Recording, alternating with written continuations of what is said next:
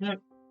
So in this video, we're going to talk about Satoko Ichihara's play, The Bacchae, Holstein Milk Cows. So this is a Japanese adaptation from 2019 of Euripides' The Bacchae. It is a very loose adaptation, and it is a very much not PG-13 adaptation. The protagonist of this play, a character called Housewife, spends most of her time talking about sex or sex-related things. So, for instance, we learn from her early on that cornflakes was invented by, what's his name, William Kellogg, I think? There was two Kellogg brothers, I forget which one it was. Dr. Kellogg. Kellogg one way or the other, as an anti-masturbatory food. We learn about her job as a professional cow inseminator, which she was apparently quite good at. We learn about her habit of going to these happening clubs, which are basically sex clubs, and these couple of lesbian affairs that she had there. We learn about all of these different, how she ordered Japanese sperm from a Danish company to try and artificially inseminate herself so that she could have a baby, etc., etc. So most of her dialogue in the play really is about sex. But what's really interesting to me about the play is this recurring theme of boundary crossing. So we have gender identity lines being crossed. We have sexuality identity lines being crossed, species lines being crossed. And then we have, on a sort of literary level, we have the story of the Bacchae being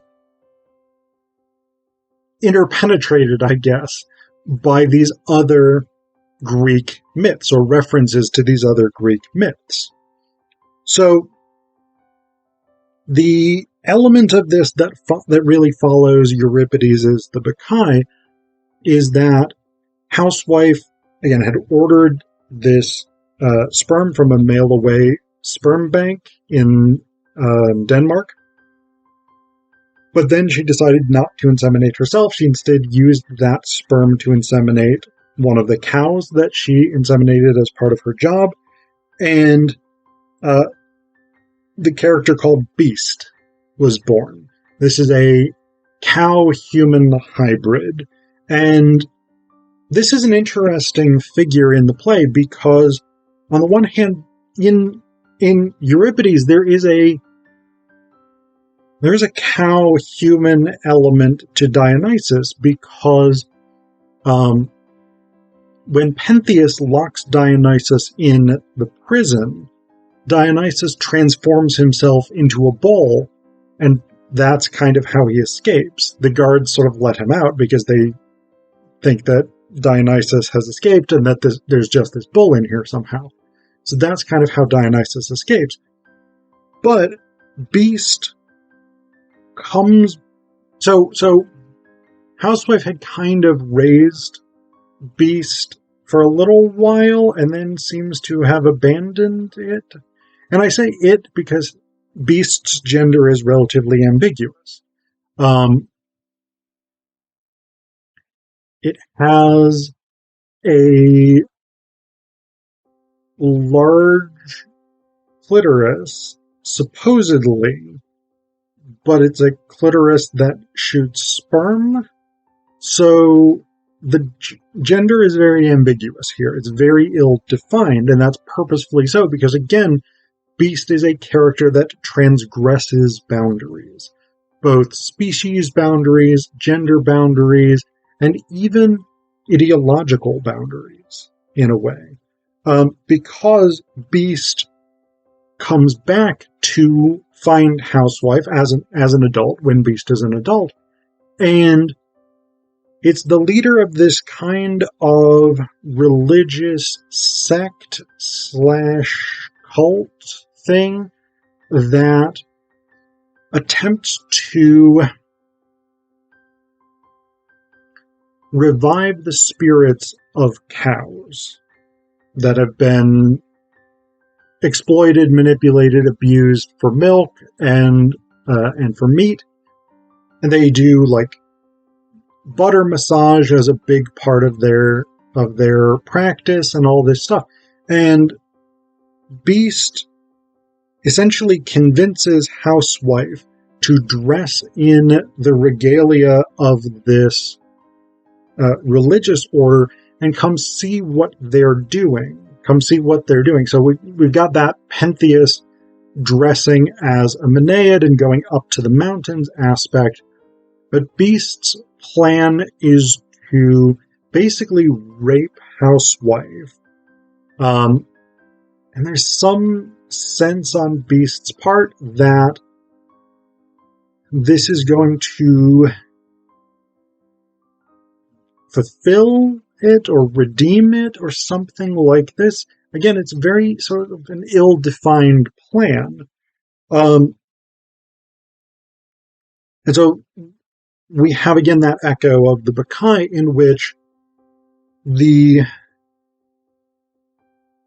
character with authority to a certain extent is lured to the religious organization, but then Beast tries to rape Housewife, but Housewife rips off Beast's genitals, and the play ends with Beast has this bit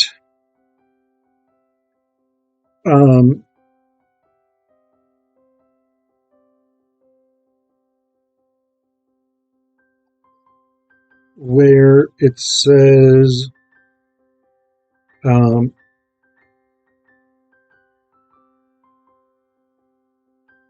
Mother, I feel like a weight has been lifted off my shoulders to have my penis taken away. Had I bound myself to suffer alone? Was I masturbating, Mother? I don't understand myself anymore. Have I been saved? Please tell me, Mother. Is this your love, Mother? Tell me, Mother. Mother? So there's this notion that somehow this emasculation or whatever it is has liberated Beast, but again, I think it's very hard to actually pin down what's occurring here. And it might be easier to see it in performance, but there's a lot of stuff that seems very, I don't know, just very tough, at least for me to follow as a reader. But what we consistently have is these crossings of boundaries.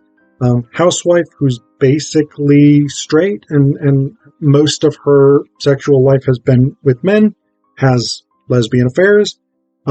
Beast is a hybrid of human and cow.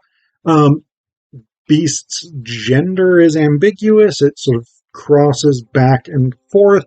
So we have all of these different indistinctions. And I really think that one of the interesting things about the play is that this is replicated in the literary approach, the adaptive approach that Ichihara takes, because we get a number of references to other Greek myths or also to other even adaptations of Greek drama. So one thing, for instance, there is a character that Housewife talks about called Centaur, which is her friend from when she was a child. Biracial friend, part Japanese, part something else. But she got the rather cruel nickname Centaur because her butt was bigger than most Japanese people. And so the other kids mocked her for this. So we've got that, even though it's a reference to a video game, the centaur obviously is a figure from Greek mythology, part human and part horse. it is a boundary-crossing creature in that sense. We've also got beast, which again, a boundary-crossing creature because it's a human-cow hybrid. But this is connected to the Minotaur, right? The Minotaur in Greek mythology is part human and part bull because Pasiphae is cursed by Aphrodite to fall in love with a bull, and so she has constructed a cow suit that she can use to basically get this bull to impregnate her. She gives birth to the Minotaur, which is a part human, part bull monster, which is locked in a labyrinth by King Minos, etc., etc. So that's not part of the story of the Bacchae. It's actually more connected to Hippolytus, and then the later adaptations, Phaedra,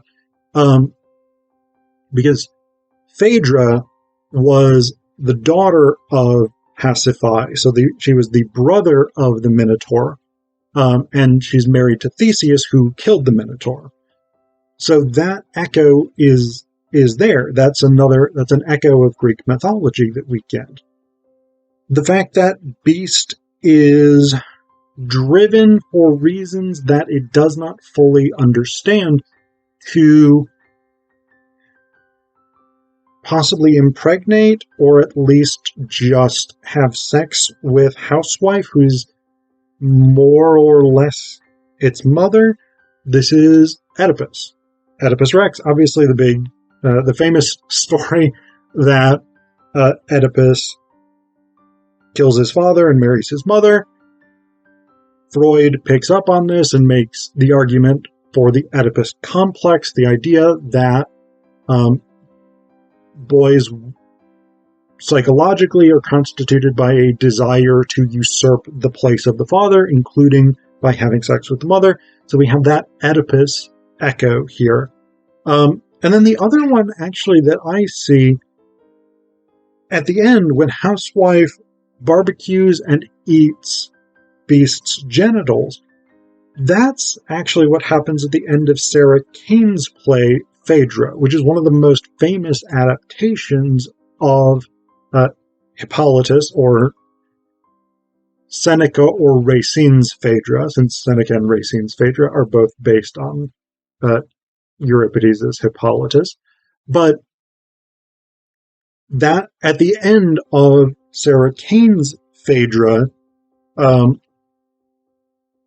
Theseus emasculates Hippolytus, his son, barbecues his genitals, and then the crowd eats them before murdering Hippolytus and Theseus and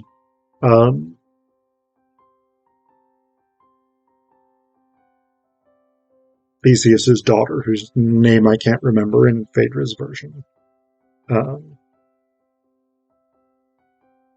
Anyway, not that important. Or not in Phaedra's version, in Kane's version. But it's quite possible that, Ichihara probably would know of Sarah Kane's work, I would think, because the Bacchae Holstein Milk Cows has kind of an in-your-face style. Again, it's very, very overtly sexual, often with violent sexuality. There's a good amount of violence here, and that's very characteristic of in-your-face theater, which is, Sarah Kane was one of the main practitioners of in-your-face theater. So, again, I think it's an interesting play. This idea of boundary crossing, I think, is really, really representative of what adaptation can do as a form by pulling together a number of different things and blending them, making something new out of a whole bunch of different source material.